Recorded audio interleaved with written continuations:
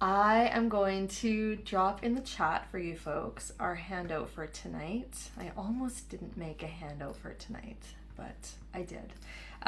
It's got a few scenarios on it. Now, for those of you who were here last week, I took a little bit of feedback from last week and I shortened the scenarios. We only have 3 tonight.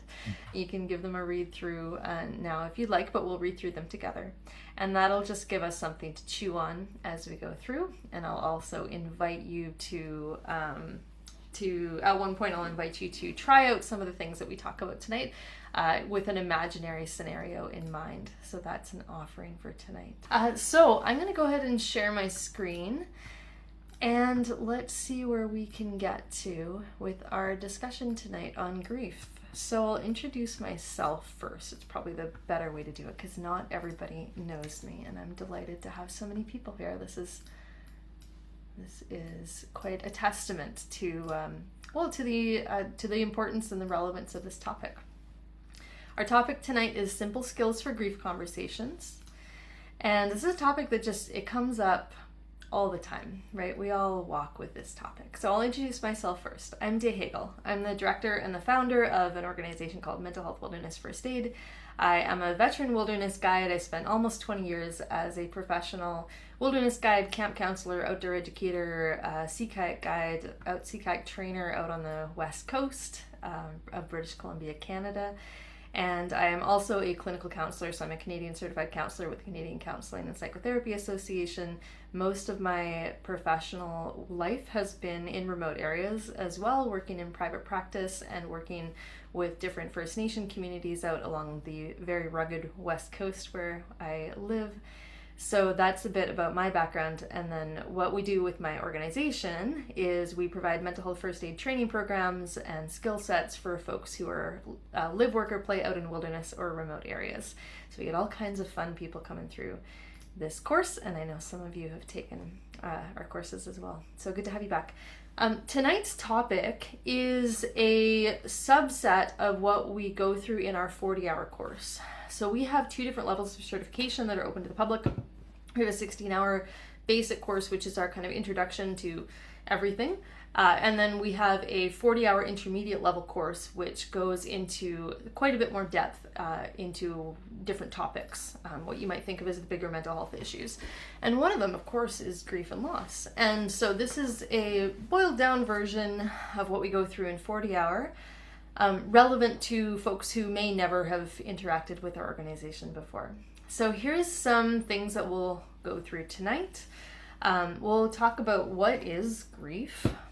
I'll have a few scenarios, like I said, for us to chew on. I'll introduce you to a concept called disenfranchised grief. We'll have a breakout room at that point, which will essentially boil down to what is helpful and what is not helpful that you've encountered in the world or that you've heard talked about. What have you found in terms of messages of what is helpful and not helpful around grief and loss messages? The second chunk of tonight, we'll talk about ideas for supporting folks who might be experiencing grief and loss. And we'll go into a couple of things there, but the bulk of that will focus on a teaching that we call Remembering Conversations, which is a teaching that's been shared with me by Lorraine Hedke, and I'll introduce you to her and her work. She's been brilliant and a good influence in my life. And at that point, we'll have a second breakout room, and for the sake of simplicity and because you folks don't really know each other that well, my plan is to make the first breakout room and the second breakout room the same people. Just so that by the time you get into that second breakout room, you've had a chance to get to know people at least a little, okay? It's not just totally new people. Then we'll wrap that up. We'll see if there's any discussion. We'll have some further considerations.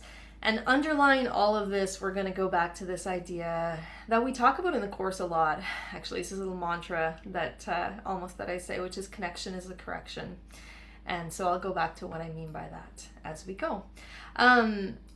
Couple things. So this is an experiential workshop, as you've heard. So when we do go into breakout rooms and that kind of thing, everything is invitational. I'm inviting you to try different things. Everything is optional. You don't owe me an explanation if you would prefer to observe or if you'd prefer to opt out of the breakout room.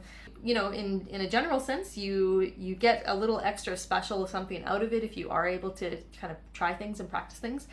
And also, one thing that I put in the email confirmation for tonight was that, you know, if this topic happens to land a little close to home for you, because don't we all have our own experiences with grief and loss, and ourselves, our friends, our family, etc., or if something that we talk about happens to land a little close to home, just know that it's possible that you'll get more out of tonight if you do put yourself in an observation role rather than in a role where you're actively trying out a role play. You get to be the judge of that, because I don't know you and your story, and for some people, leaning into a little bit of that might actually be helpful. So you be the judge of that, but just know that everything's an invitation. If you discover or feel like you could use some support, you're welcome to chat with me after. You're welcome to access the North American chat support line, North America wide. That's pretty neat, 988. I should maybe say Canada and US wide. I don't know for sure about Mexico. So the first thing I'll say is that grief is not a disorder. And when we talk about, in the class, we're talking about mental health, and we spend a whole chunk of the early part of the class talking about mental health diagnoses and mental illnesses versus what are normative experiences or a normal response to an abnormal event. Now, the DSM, just for folks who are interested in diagnoses, okay? The DSM, which is published by the American Psychiatric Association and where we get mental health diagnoses from, in the latest version of the DSM, they have actually added a diagnosis called prolonged grief disorder. Now, I'm skeptical of this as an individual because I don't want to pathologize grief experiences, right? Grief is an appropriate response to a loss. I want to throw the APA a bone and say that I think, or I hope, what they're trying to do is I think they're trying to kind of walk a line between saying, yes, grief is an appropriate and expected and not pathological response to loss. And I'm imagining I'm the APA saying this. And we want to provide a diagnostic code and a diagnostic pathway option for folks who might be experiencing a grief experience that's prolonged, and it might be helpful for them to have that diagnostic code so that they have more options in accessing services or therapy or medication or accommodations at work or school, etc. So I think that might be what the APA is trying to do there. But I just want to underline that my overall approach to grief and the overall approach to grief in the mental health world is that it's not a disorder. This is a normative response. And so the way that we might approach supporting someone who's having a hard time or a walk with grief is a little bit different than some other experiences, such as, for instance, maybe anxiety. Whereas by definition, anxiety is an emotional response that's out of proportion to the experience that you're actually having, if that makes sense.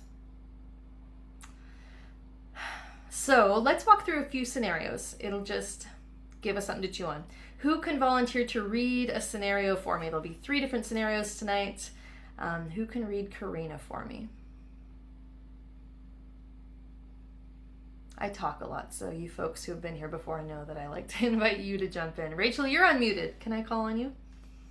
Am I still unmuted? You sure are. Okay, yes, and I've just pulled it up. Okay, Karina, while you are in the field, your coworker Karina receives word over the sat phone that her aunt has died. She calmly makes arrangements to leave the field tomorrow to go help with funeral arrangements. As you are finishing dishes this evening, Karina comes and sits down at the camp table near you. You can see she has been crying. Thank you, Rachel. Okay, so what can you say? Yeah. Who can read Shaquille? Allie, welcome. I can read it. Go ahead. Hi. As he is adjusting his life jacket, Shaq's necklace breaks, falls, and sinks deep water. Everybody makes effort to retrieve it until everyone, including Shaq, admits that the necklace is gone. He appears shocked on the boat ride back to shore. His grandfather gave him that necklace a decade ago, he says, just before he died. Thanks, Ali. Okay, so an example from a little longer ago. And last scenario for our examples. Who can read Marnie for me, please?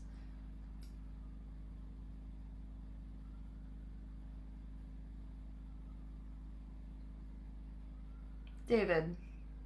Jump in, Marnie. You and a friend are out walking your friend's dog on a familiar path. You stop at a lookout and for the dog to have some treats. A stranger arrives at the same lookout and you notice her watching you. Excuse me, she says, what kind of dog do you have? When I tell her, she says, oh, I thought so. I had one of those too, and she was my best friend. I used to walk her here every day. Thank you, David. And welcome, David. Okay, so what can you say? I think some of the challenges with grief support, or grief work, you might call it, are that it can be easy to not know what to say and to not want to say the wrong thing and to not want to make it worse, and therefore to lean into things like trying to cheer the person up or avoid the topic or not know what to say and therefore not say anything. And all of these things can contribute to a feeling of isolation. And that's so often an adjoining issue with a grief experience, is that there's a very isolating component that can come along with that. And so if we do anything tonight, I want to help you have some little things that you can be aware of or that you can offer, you can say, that might help. At least you're not going to take the person's grief away, but you might help start to wear away at the isolation that's going to come along with it. No specific timeline that grief is going to follow, no specific stages that grief is going to follow. There's certainly been proposals in that direction. There's certainly patterns that people experience. There's all different kinds of feelings that people can experience. And there's no specific way this is going to come up for individual people. And the timeline doesn't necessarily tell you very much about what the grief experience might be like or the intensity of the grief experience. Some people like the mason jar model of grief over time. Now, I'm going to go through a few different things here, and you folks are going to plant the seeds that seem most interesting to you, okay? But the mason jar model is something like this. It's a very brief introduction, okay? When a grief perhaps is newer or fresh, right? It's as if our capacity or our experience going through the world is like a mason jar, and the grief experience or the grief story perhaps is like all of these rocks that just fill up our entire experience of what's going on, right? One conception of grief is that, okay, we got to figure out how to take some of these rocks out of the jar. And that's what's going to happen over time, is these rocks are going to go away. The grief experience is going to get less over time or less intense over time. And for some folks, what they like thinking is actually it's not that over time the rocks get less or go away, but we might find that over time the jar, or our experience walking through the world, the jar increases in size. The rocks stay the same. And we have more experience and more time where we might not be interacting with that grief as intensely or as in quite the same way. That being said, when we do interact with it, it might be just as intense as it ever was, right? Or those feelings might be very similar to how they were. And then over time, again, we still, years later, right? Shaq's having a moment of a grief reminder years later. And it might be just as intense as when the loss of his grandfather first occurred, right? But it just might be less common that he encounters it, something like that. So some people like the mason jar model of grief, rather than thinking, okay, it's been this long, or we've been through this many stages. Anniversaries can certainly bring up a fresh experience that can be just as similar to when something has just occurred. Reminders, events, moments, pieces of clothing, smells. There's all different interesting ways that our brain works with memory connected to different sensory experiences, for instance. Lots of different emotions can be part of a grief experience. And so some people think that that what we're going to see is sadness. And of course, we often do see in sadness, and perhaps quite intense sadness. Sometimes there's relief that goes along with the grief experience. There's often anger, there's fear, frustration, denial, confusion, acceptance, despair. There might be a gratitude experience. Sometimes there's a lack of experience or a lack of feeling words you might put to something. It might be a numbness experience, right? And so just being aware that just because somebody is laughing or having a moment of levity where they're sharing something joyful or they're smiling, it doesn't mean that they're not grieving. It might be a part of kind of a holistic relationship that they have with the memory of the person or with the person who's been lost. So the goal of this slide is just to encourage us to remember that grief and loss experiences and walks are unique, and just to honor that and be on the lookout for them. I want to introduce us also to a concept called disenfranchised grief. So disenfranchised grief is a term that's used to describe forms or experiences of grief that are not recognized as grieving, or may not even be recognized as loss, right? So we have in our society, we have specific, for instance, words and practices, ceremonies and expectations around certain forms of grief, especially having to do with the death of someone unexpectedly, the death of people of a certain age, especially, right? We'll have bereavement cards that are associated with that. We'll have funerals or rites or wakes or celebrations of life, right? We'll have expectations around, okay, you're going to take this much time off work, and we're totally here for you and we support you with that. There's names for people who have lost a husband or a wife, right? I'm a widow or I'm a widower, that kind of thing. Just a brief brainstorm, and I have some ideas for us on the slide we'll go back to, but a brief brainstorm for, other than the death of somebody that might be recognized with a funeral, what are other experiences of loss and grief that we might go through that might not have names, or that might not have cultural expectations or ceremonies around them? Andrea says eco-grief, the destruction of natural landscapes. Yeah, been seeing more about that lately as well. Andrew says the breakdown of a relationship. Yeah. Breakdown of a relationship. Loss of a job. Couple of people named that one. Good. Yeah. Divorce. Ruth says major life changes. Moving homes or changing work. Thanks, Roots.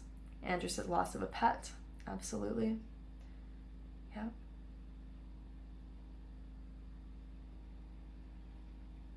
Just giving it another moment in case folks are typing. Rachel says life transitions. Good. Yeah. Allie says loss of feeling of self after becoming a parent. Yep. Yeah. Anna says change of a country. Sure.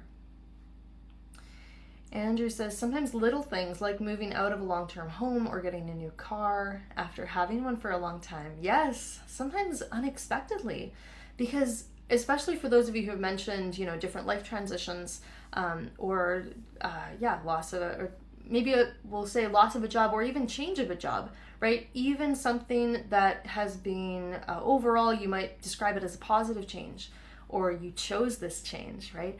There might still be something about it that brings up a sense of loss for you, right?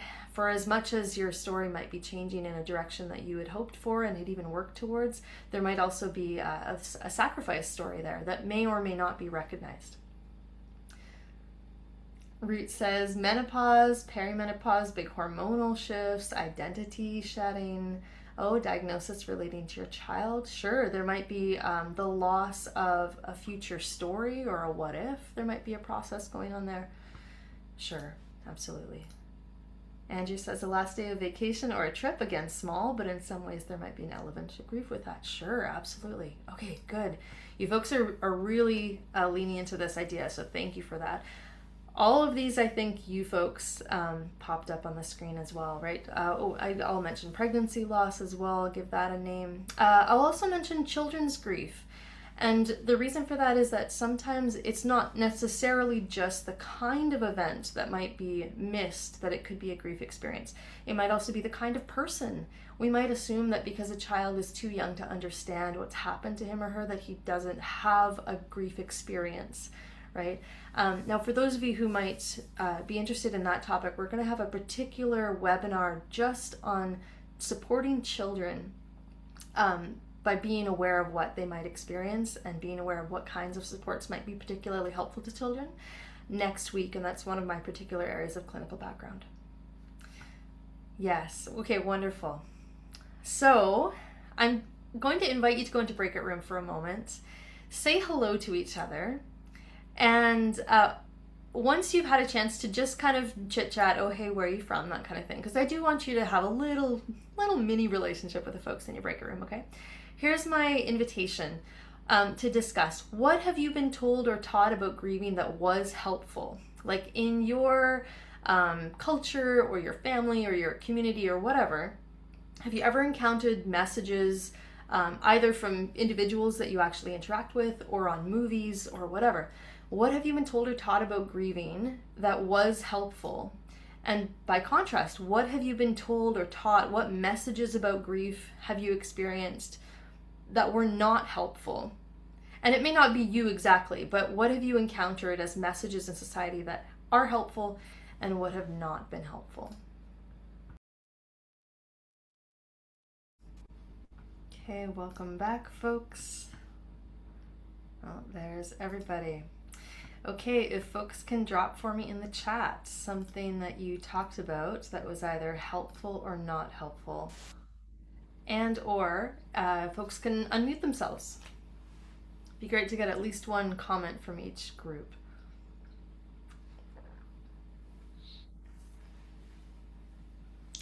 Arlene, go ahead.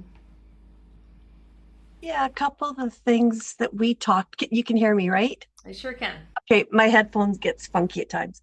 A couple of the things we talked about is the negative. Oh, get over it. It was a year ago. You should be done by this by now. Or just don't talk about it. We don't need to hear about it. Just the negative things about that there should be a time frame that this should have been done. Or the ignoring or whichever, and then kind of some of the positive things, such as I'm a first aider at the office I work at. Some of the very simple things, just listening. You don't necessarily really have to say anything back. It's more about acknowledging what they're going through, hearing what they're going through, maybe a touch on their shoulder, a touch on their hand, just to say, hey, I hear you, I see you. You're acknowledged, you're not on your own. Lovely. Thanks, Arlene, and Arlene's group by extension. Great, yeah, and we talk about all those things. We also talk about touch in the course, and of course there's times when touch may or may not be indicated, right, or may not be helpful. And but folks, I imagine you folks are very aware of all that kind of stuff, but certainly like having human touch when it is indicated is something that can be so grounding and so connecting. And if we're talking about connection as the correction, that could be meaningful to somebody, of course. Thank you. Who else? There's some comments in the chat. David says it can be helpful to reflect on the deceased and discuss their life. Interesting. Okay, and we'll talk a little bit more about that in just a few moments, actually. John says, helpful, it can be a jumble of emotions, including positive and relieving, non-linear, and messy. Yeah, appreciate that as well. You know, sometimes with the more, what you might think of as positive emotions, right? People feel relief after somebody has passed. Perhaps it's been a long illness, or perhaps it was a complicated relationship, right? And then we can get layers of feelings where we do feel sad, and it's not necessarily that we feel sad the person has died. We might feel sad at the loss of relationship that we never had. We might also have a feeling of relief, and now we have a feeling of guilt on top of all this, and now there's isolation because if I talk about this, it'll bring up shame for me, right? And so again, we're back to layers of feelings and isolation being part of that. Yeah, so it can be helpful just to hear that that could be part of it, is what I'm hearing from that, John. Thanks. Root says it can help to have spaciousness to share, timelessness, choice. Choice is a good one. Relief may be more accessible through creative methods, clowning, singing, deep listening, and embodiment work. Yeah. Thanks, Roots. I like that you brought up clowning. That's an interesting one. Some of you might be familiar with the story that was made into a movie like 20 years ago of Patch Adams. I heard Patch Adams do he was a keynote speaker for a grief conference that I went to a few years ago, and it was an interesting experience to see him in person. Andrew, letting people know there is no shame, they're not a failure for what has happened. Yeah, and next week, actually, when we talk about young children, we're going to talk specifically about, this isn't necessarily exclusive to young children because it can be a good reminder for anybody, but young children exclusively, or particularly, young children particularly benefit from being told, did you know this was not your fault, right? Yeah, Sophie, helpful, being given space to listen for the person to share, and also asking what supports would be helpful for them. Yeah, because different people are different, right? Not helpful, timelines on grief, or not having space from work, if this isn't possible within the structure of the job or the workplace or the reality. Yeah, great. Okay, great comments, folks. Thank you. Let me share my screen again one more time, and let's see where we want to go from here. We'll touch on some of the things you folks talked about, actually.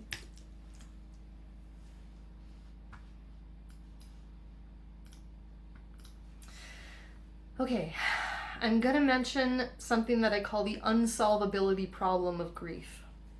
So grief has what I call an unsolvability problem, which, in the course we talk about one of the first things we do if we're approaching someone who's having a hard time. One of the sets of our ABCs, which is part of our primary survey, right? What do we keep in mind just as we're coming on scene? And one of the things, the A in ABC stands for actual danger or appropriate response to actual danger or actual situation. And one of the ways I think about that is this person having an appropriate response to being in actual danger? Because if you're frightened of something that's actually dangerous, that's not anxiety, right? That's an appropriate fear, and your nervous system is protecting you, right?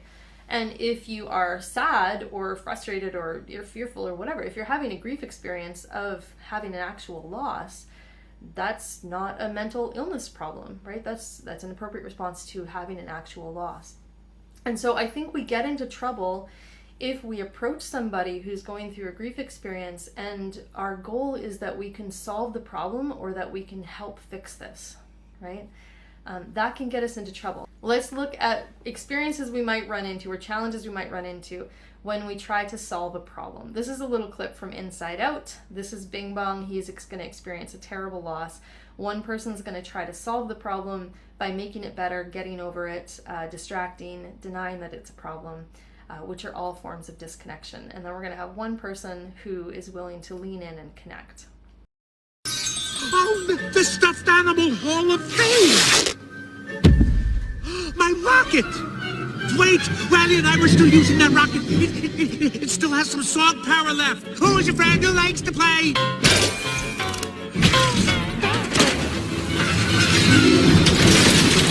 No, you can't take my rocket to the dump. Riley and I are going to the moon.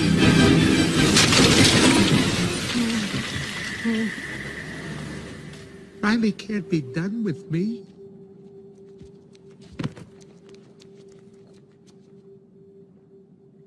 Hey, it's gonna be okay.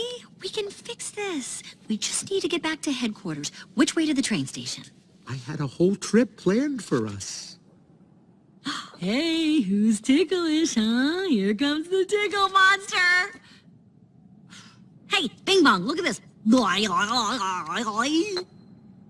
Oh, here's a fun game. You point to the train station and we all go there. Won't that be fun? Come on, let's go to the train station. I'm sorry they took your rocket. They took something that you loved. It's gone. Forever. Sadness. Don't make him feel worse. Sorry. It's all I had left of Riley. I bet you and Riley had great adventures. Oh, they were wonderful. Once we flew back in time. We had breakfast twice that day. Sadness. It's sounds amazing. I bet Riley liked it. Oh, she did. We were best friends. Yeah, it's sad.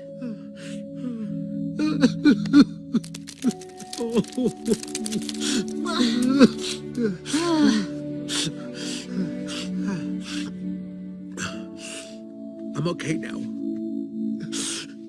Come on. The train station is this way.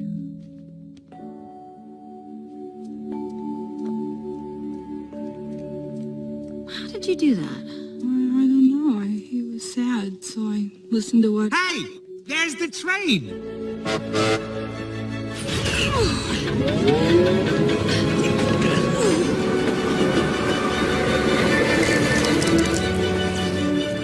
Oh, we made it! We're finally gonna get home! Oh no, these facts and opinions look so similar. Don't worry about it. Happens all the time. Okay, so I think the biggest problem that we kind of easily run into is that we try to solve the problem of grief too quickly. We try to make it better, we try to encourage the person to get over it, we try to distract it, we try to deny that it's a problem. And some of this might be with the best of intentions because we really don't want to leave the person there, right? Like one of the first things that this Joy character says, right, when Sadness comes down and sits next to Bing Bong and is like, whoa, they just pushed a rocket over the edge and you love that rocket and now it's gone forever, right? And did you catch what Joy says? Joy's genuinely concerned about this. She's like, don't make it worse, right? And fair enough, right? Because one of the things that happens when Sadness leans into the feeling of grief and leans into the story and invites Bing Bong to share more about the story is that Bing Bong starts what? He starts crying, right? And so there is an increase in the apparent emotion.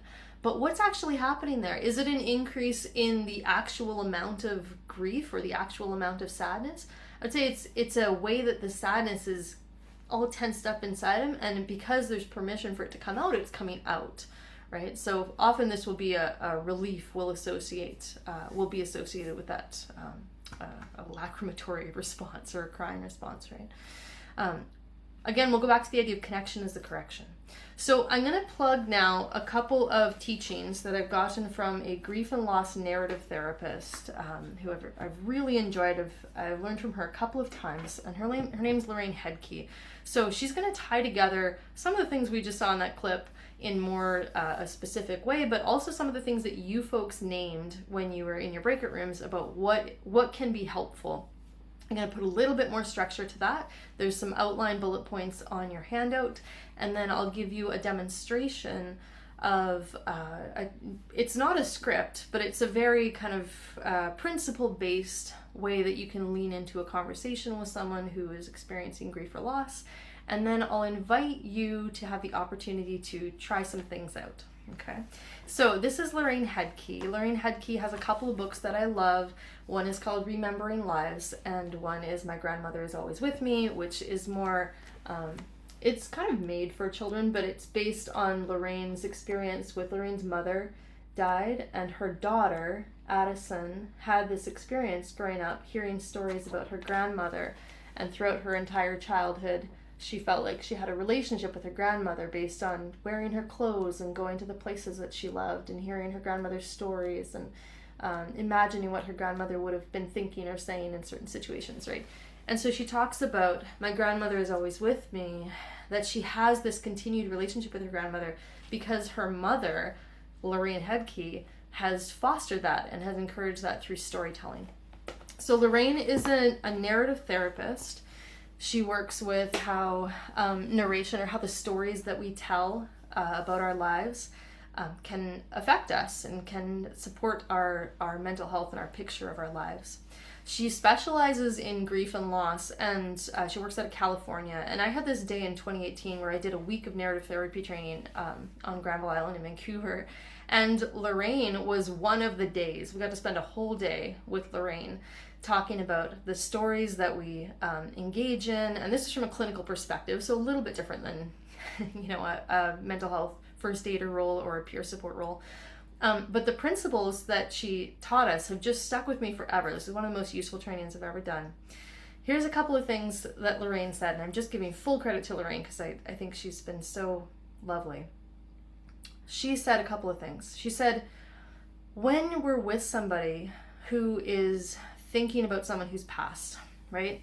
So we're specifically talking about, like, you know, traditional or the most obvious form of grief is the example that we'll use here, right? So someone has died and the person that we're with is grieving the person who's died. And she said, when you're with someone who's in a grief process, the dead are noisy for the living.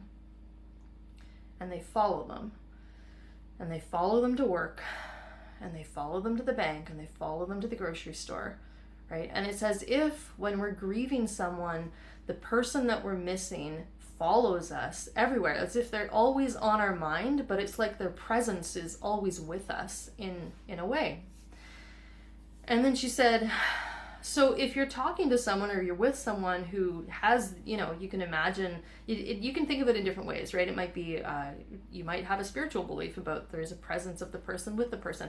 Or it might be that you don't necessarily have that belief, but you might have a sense that the person's stories or the person's, that relationship with the person or with the memory of the person continues.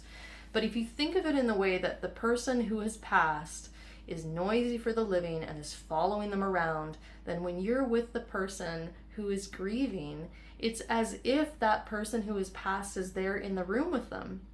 And then she said, so if you're in the room with somebody, it's rude to be in someone's presence without an introduction. And she invited us to ask for an introduction to the person who is passed. She said a couple other things that I love, and then I'll give you an example of what this could look like. So she said a relationship with somebody who's died, the relationship does not end just because the person has stopped breathing. Relationships continue, and they continue in a variety of ways. They continue through memory, they continue through stories, they continue through practices, they continue through events and anniversaries. And she gives all kinds of wonderful examples of how people continue to be in relationship with the person who has passed, either through story or in a spiritual sense, or through practices in their life. And she would say, don't waste a good relationship. Don't waste a good relationship, right? Relationships are beautiful things, and they don't die just because one of the people in the relationship has stopped breathing. That connection and those relationships continue, and they can be very deeply meaningful. And one of the most disorienting or dismembering things that we can do to somebody who is in a grief process is try to separate them not only from the life of the person who has stopped breathing, but to separate them from that relationship and separate them from those stories. She would call that being dismembered additionally. So she would encourage us to remember. And she has this phrase called a remembering conversation. And there's a little mini example of a remembering conversation in the clip that we just watched with Inside Out, where Sadness is sitting with Bing Bong, and she's just inviting this introduction to things that he used to do with Riley. Right? So I'll give you some examples. So this is a live improvisation demo that I will invite here. This scenario is going to be Dawn. Can one more person just jump in and read the scenario of Dawn? I talk a lot. It's a very short one. Allie. Around the campfire with you, Dawn mentions that his brother died unexpectedly about 6 months ago. Thanks, Allie. Very short one.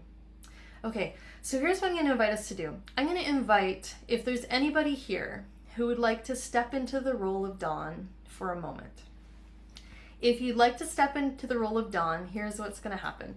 I'm going to invite everyone else to turn their videos off, and it's just going to be you and myself on the screen, and you're just going to start the conversation. We're both going to be sitting around my lovely campfire here, and you're just going to start the conversation just as the scenario has said.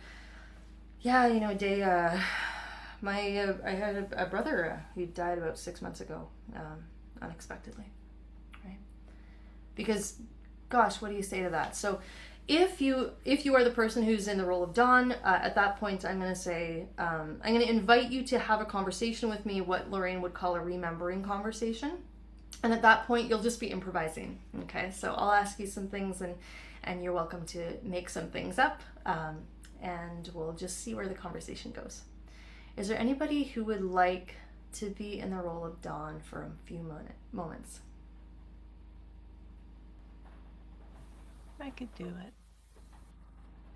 Was that Arlene? I saw Yeah. two. It's Arlene. Okay, lovely. Okay, Arlene, if you're up for it, you go ahead whenever you like. Oh, Daye. So, yeah, recently my brother just passed away. I'm so sorry to hear that. Thanks for sharing. Yeah, it was rough. It was roughly about 6 months ago. What was your brother's name? His name was John. John. Was he an older brother or a younger brother? No, he was my annoying younger brother. Your annoying younger brother. Right on. How much younger was he than you, and how annoying was he? 2 years younger, and thought he knew it all, so very annoying. Yeah.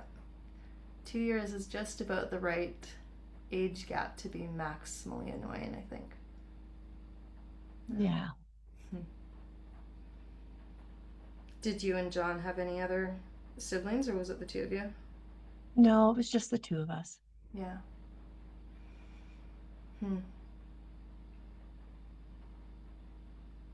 Do you mind if I ask what he was like when you guys were younger? He was the sporty kid. He was the one that was he played lacrosse, he played soccer. He was the feisty kid that would stand up to any of the other kids and had no problem body checking or getting into it with them. He was a kid that thought breaking a bone was funny and would try to get back up on his feet before he could. Wow. And he liked getting me into trouble. Wow, kind of tough. Mm-hmm. Were you also sporty? Did you play No. with him? No. Okay. No. I was the band kid. You were the bad kid. Huh. No, the band. Oh, the music band. Kid. The band kid. I was that one day in band camp. Right. Very different experience than being sporty. Yeah. And you said he would break a bone and then get up and laugh. Was that what you said? Mm-hmm. Wow. How would he get you into trouble? Were you kind of like the good one? Yes. Oh, interesting. So how would he try to get you into trouble then? Oh, easily. He'd tell my parents I would do something and they weren't around, so they'd believe him. Huh. So he had a good relationship with your parents? Mm-hmm. Yeah. Gotcha. What did they think about that? I mean, they must have caught on sometimes that he was... Not No. really? No. No, he was very good. He was very good at that. We each had our own strengths. Yeah. I get the sense he was a very charismatic person. Like, he was easy for him to get people kind of to go along with him or on his side. Was he kind of a people person? He was a people person. He was a cook in a restaurant, so he loved to make food for other people and was very good at it. Huh. Was John continued to be annoying as you grew up? Were you guys... Oh, absolutely. Yeah. Absolutely. Were you close as adults too, or? Closer. We got Closer. close as adults. I guess yeah. You weren't exactly close as kids. Yeah. Yeah. Gotcha. Yeah, he would tell my kid that when they got older, he was going to teach them how to swear in a different language so I wouldn't understand. So, wow. Hence yeah. The fun uncle. Mm-hmm. Yeah. The strict mom and the fun uncle. Right. Oh, so the whole band camp dynamic versus the fun sports guy dynamic just continues to the next generation. Pretty much, yeah. Did John have any kids? Do your kids have cousins? No, he did not. No.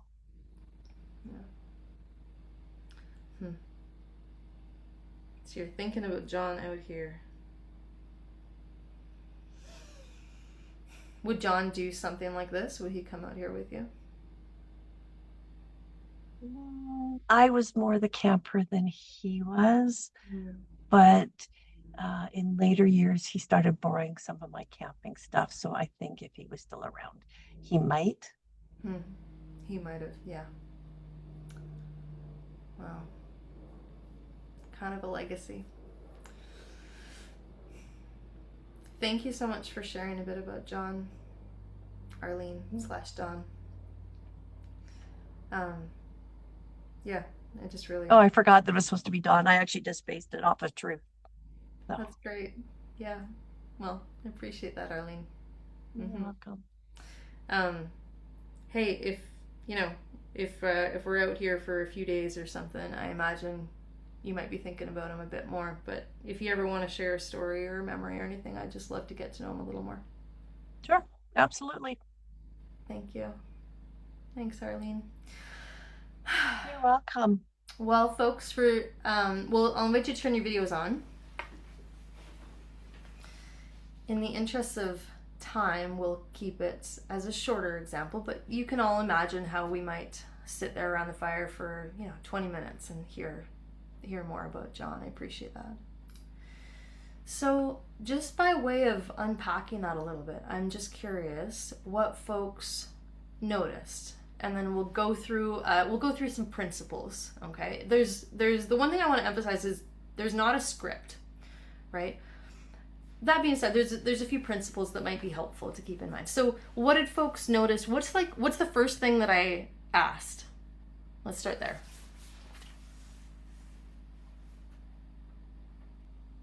I believe you asked his name first, and then if he was older or younger. Sure, yeah. I asked his name. It's nice to just start with what was the person's name or what is the person's name. And you can kind of, I don't remember exactly how I phrased that. You can play with the tense there, right? And one thing that I might consider is follow the tense the person's using, right? If it's been a recent loss, sometimes the person's using the present tense, in which case you might use the present tense, or you might use the past tense, or you could do something neutral like, may I ask his name, right? But it's really lovely just to name the person. It's a nice way of starting an introduction to the person, right? And then it's helpful if you say the name out loud. And I think I did that, right? Even if it's just John, right? It's like there's something very presencing about that. John, right? You're acknowledging the person's there. What are some other things that I asked or invited Arlene to share?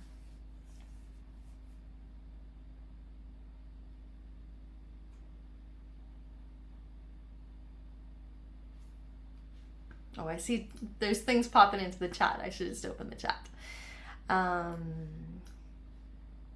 Simple questions to start. Simple get to know. Yeah. Access remembrance. I think Darcy mentioned it earlier. Older brother, younger brother, right? Just other simple little things. Yeah. Anyone... Oh, Andrea says, questions about the person who has passed, but also questions about the person talking. Sure. That's part of it just being, it's not a script, right? I'm just kind of genuinely curious to hear a little more. And Arlene's story is going to be woven in there, so I'm curious about part of that too. Anybody notice what's something that I didn't ask? Didn't ask the cause of death. You didn't ask how he passed. Yeah. So that's intentional, and it's not because talking about the way that someone died is wrong by any means, right? If Arlene had mentioned that, I would have been happy to talk about that. My sense is that often when people are grieving, that's a question that comes up a lot. And it may or may not be something that's helpful for them to talk about. So I think if Arlene brought it up, I'd be happy to go there. But, it's like I personally don't need to know that. So it's not something that I'm going to ask necessarily. Sophie says type of relationship they had and the person's personality and just getting to know the family dynamic. Yeah, so it's just curiosity. It's just curiosity. Okay, let me share my screen again and we'll go through any principles that I missed, just unpacking that. So, helpful to ask the person's name and say the name out loud yourself. Invite an introduction or stories, and then just follow the stories and follow the feelings. Okay, so one thing Sadness did really well in that example is she sat down next to Bing Bong and she was willing to follow the stories of like, oh, I bet Riley really liked that, and gee, you had breakfast twice that day, that must have been fun, right? And tell me more about that. So she's willing to follow the stories, and she was also willing to follow the feelings. Now Bing Bong's feelings trended towards he was sad, and she just very simply was like, yeah, it's sad, right? And then he had this more sadness came out because that was what was there. That's great. So she's following that feeling. The feeling in this case of me talking to Arlene about John, the feeling was a little bit different. There was some mix of feeling. There was some sadness. There was some fondness, I would say, that came out of that. There was some kind of slight sibling rivalryness that came out, but there was like a pleasantness about it. And so I was happy to follow the pleasantness. Sometimes people think, because often what happens when we run this, scenario kind of live, Bing Bong in the video, Bing Bong's grief is quite fresh. And so it totally makes sense that sadness would be the dominant emotion there. When we run this scenario and we do a demonstration, the scenario is that the loss has occurred some time ago. And so there's been a little bit of time to process. In that case, you're more likely to get a mixed bag. You could very well get a wave of sadness, but you might be just as likely to get some humor or some joy or some frustration. And I would just say, just follow the feeling wherever it goes. It's not, sometimes people come away with this idea that I am trying to steer the story in the direction of tell me the good things or tell me the happy memories. And that's not what I'm doing. I'm happy to follow the happy memories if they come up, but I'm just as willing to follow the difficult memories if they come up, right? What if I ask about Arlene's brother and she's like, oh, he was kind of an a-hole. He was never very nice to our mother. He used to kick dogs and he died in a drunk driving accident, right? And there's this like anger or frustration there. It's like, okay, like let's lean into that. Tell me a little bit more about how frustrating that is. So I'm just following. It's not that I'm trying to hear the good stories. And then one thing I did at the end, and this might be the most script-like out of the things that I did, but consider inviting further connection, right? Because again, the grief experience can be so isolating and people might not feel like they want to share because they don't want to put it on you, that kind of thing. And so you might just invite like, hey, I really enjoyed hearing about John. That was nice. For me, I enjoyed that. And if there's anything else that you'd like to share, I'd love to hear it. That might be a nice way of kind of wrapping up the conversation. Maybe I'll just pause for a moment and ask Arlene, if you'd like to share, how was it for you to be part of that conversation? I know you said is John really your brother? Mm-hmm. He really is. And it'll be 7 years this year since he passed. So, it was going off personal experience. So some of the questions I was kind of trying not to laugh. You're trying to have this conversation. It was hard not to laugh at some of the questions because you nailed a few of them of what he was really like, especially your last little part just now. But sometimes it's just not, as one of the gentlemen said, not necessarily being asked what happened or how it happened. I feel that everybody wants to ask that question, and you start saying it over and over and over again, and then that becomes the focus of what happened rather than the person or who the person was. And I think that again ties into the everyone was pointed out as you're saying it, you're asking about just questions in general about him, asking questions about me, asking the connection. It took away from the nastiness of what happened and brought back to the person of who that person was. Lovely. Thank you for reflecting. That's really nice to hear. And thanks for being so willing to step into that, Arlene. Appreciate it. You're welcome. Okay, I want to give you folks a chance to try this out. And I am self-aware that at the beginning of this evening I said I was going to have a heart out at 6:20. I'm going to text my husband and say my heart out is going to be 6:30 because I actually do want to give you folks the chance to try this out without feeling too rushed. I'm just taking notes for myself that next time I run a webinar series, it's going to be an hour and a half from the start. So here's my invitation, okay, folks? My invitation is we're going to go back to the same breakout rooms. Now, 1 or 2 people have had to drop off, so please forgive me if you're the only one left in your breakout room. I'm just going to put you in a new one so you have some options, okay? My invitation is to go into the breakout rooms and pick up one of the scenarios. You could pick up Dawn, if that speaks to you. You could try out the scenario of Karina, Shaquille, or Marnie. My suggestion, although it's not mandatory, but my suggestion is that if one of these scenarios is very similar to something that you have recently gone through, for instance, my suggestion is that you pick a different scenario, but it's up to you. You might feel like it's interesting to lean into that and try it out. That's fine. But sometimes if something is kind of landing close to home, you might get more out of it if you can try out these skills and ideas without being too close to it, if that makes sense. Something to consider. Okay, is it clear what we're doing in breakout rooms? I'm just going to open the same rooms and then see where we land in terms of people who are all here. You might all be fine. And I'll give you about 10 minutes, okay?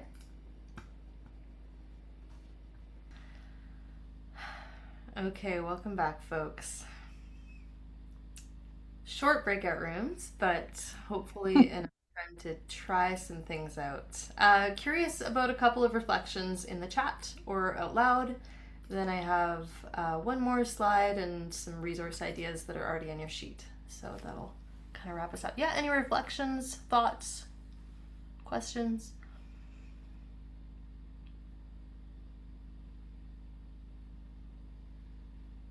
I find it so tender.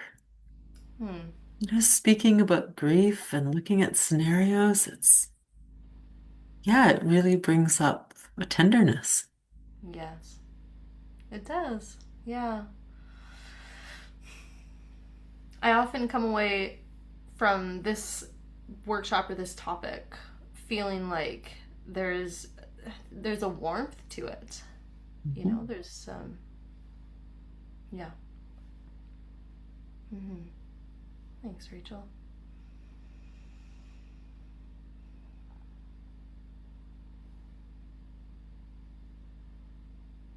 Any other thoughts, reflections, questions? Or if you were on the receiving end, if you were trying out that little role play, how was it to be on the receiving end? Root says, silence seemed to breathe space for processing, not feeling of rushing. Yeah, thank you for that. That's a good reflection too. Not always something that I'm the best at when I'm aware of time in these workshops, but I'm glad to hear that was something you experienced in the breakout rooms. Good. Andrew? For us, we did the first scenario, and there's this question around, like, is it appropriate to remember if it's like so recent, and like instead of like rushing to like pull stories or like past memories, like maybe just making more space for like the feelings that are arising in that moment. Like, forget the name, but it's just like, yeah, I imagine that would be stressful, or imagine there might be a feeling of like having missed that opportunity of being there, and like, yeah, is there any way I can support you, whether that's like just reflecting some of the feelings that are coming, or not necessarily like rushing to like find out who that person was, but more so like dealing with the immediate emotions. Yeah, I'm glad you named that because I forget to bring that up sometimes, right? But so if I were talking to Arlene and I was like, oh, would you like to share your brother's name or something like that? And she was like, no, actually, no, I'm gonna go to bed. And sometimes even if the person has been the one to drop that bit of information, right? Like Arlene was the one who said, hey, my brother died 6 months ago. sometimes the person will be like, whoa, that brought up some things and I don't want to go in there right now, or that's quite vulnerable for me, and they'll shut the conversation down, and that's fine. That's completely fine, right? And that's probably something, Andrea, that you're rightly pointing out, that, you know, if the grief is fresher and or you don't know the person as well, like, you might be more likely to experience a little bit of, well, no, and that's completely fine, right? We would never kind of try to push that. It's just invitations. Mm-hmm. Yeah, it was kind of like an interesting turn of events because, Rachel, I don't know if you saw, I sent you a personal message there, but there was like stories that came through, or like memories and stuff like that. And then I was like, oh, but we have 10 seconds. And like, I can't, like, I don't have space to, like, I can't hold that space right now because we're gonna be thrown into the main group. So I just wanted to, yeah, Mm-hmm. say that and say that yeah, if you want to continue chat, I'm here. Yeah, that's a good awareness as well. Sadness, when she comes and sits down next to Bing Bong, right? She's aware that leaning into that experience of loss is likely to bring up some grief and some vulnerable feelings, and she's willing to lean into that, right? One of the things with Joy's response is not just that she wants to get to the train and she doesn't want Bing Bong to feel sad, but did anyone pick up on, does anyone think Joy feels uncomfortable with feeling sad herself? Right? And so that's part of the work that we do if we want to be a good peer support or a good, you know, mental health support or first aider or whatever, is just doing some work on, okay, where is my comfort and discomfort with different emotions? Am I uncomfortable with anger, frustration? Do I try to shrink from that or solve that? Where is my comfort or discomfort with grief? Right? And I'm not suggesting that we all have to think grief is our favorite experience to lean into, but certainly are we willing to lean into that space that can be quite valuable to somebody. So a couple more ideas just to wrap up the slides that I have, and then we'll let you folks go on your way. But a couple more ideas for continued ideas. Okay, one is just around, especially when things are a bit more acute, like Karina's example, right?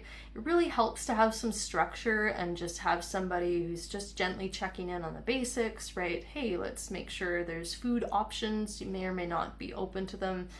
Let's make sure there's options for sleep, there's options for warmth, there's options for stability, there's options for touch, right? And I'd also reflect on, there's likely, especially if the grief is fresher, there's likely a reduced what we call wizard brain capacity. We talk about this in the course, right? But just when there's kind of a fresh grief or a fresh emotional experience.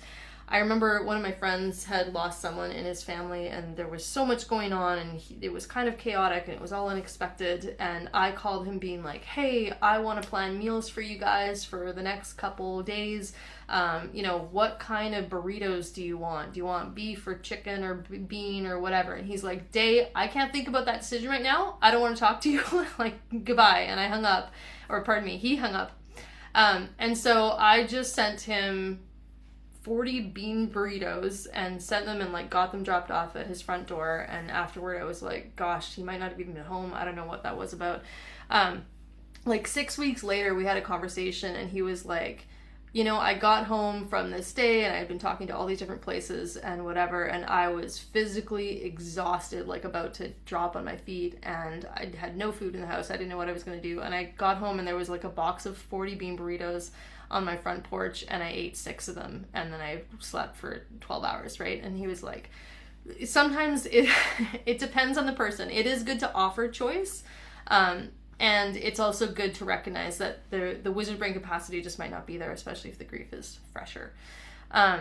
If the grief is a little bit older, I would say consider ceremony and consider ritual. And is there any ways that, like, we have this whole guest speaking event from, it was a few years ago now, but Tara Such is a grief and loss counselor, and she went and did a guest speaking event for us specifically around ideas for little ceremonies and rituals in nature, and using nature as a co-facilitator, which is a phrase some of you might be familiar with, to engage ceremony and ritual around relationship and around loss as well.